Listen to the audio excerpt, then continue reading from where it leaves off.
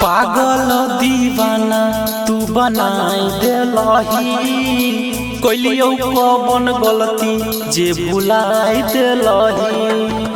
पागल दीवाना तू बनाई देलही, कोइलियो कौन गलती जे भुलाई देलही।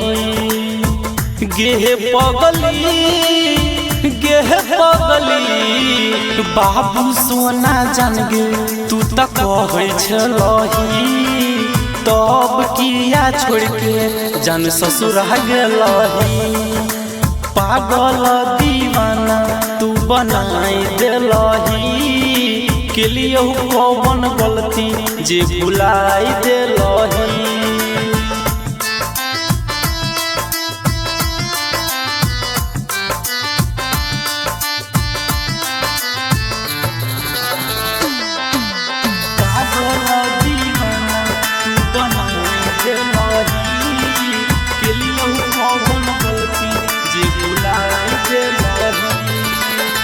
खैने खिलौने रही क्रिया कसम गे, तब किया जाई जान दोसरा के संग गे। तब किया जाई जान दोसरा के संग गे।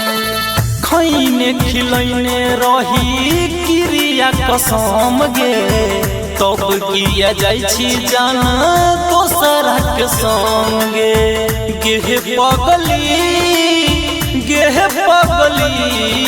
सोचल सपनमा के जलाई देलही, कोइलियो कौन गलती जे भुलाई देलही।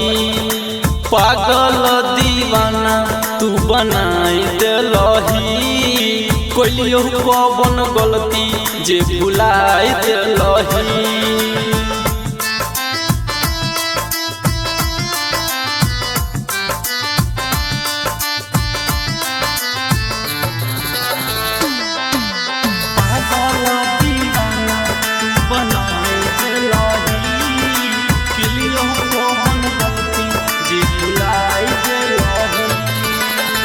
प्यार करे के छौरी नहीं छो तोरा ढंगे, देख के भोर चल गेल है दिलवा पर जखम गे।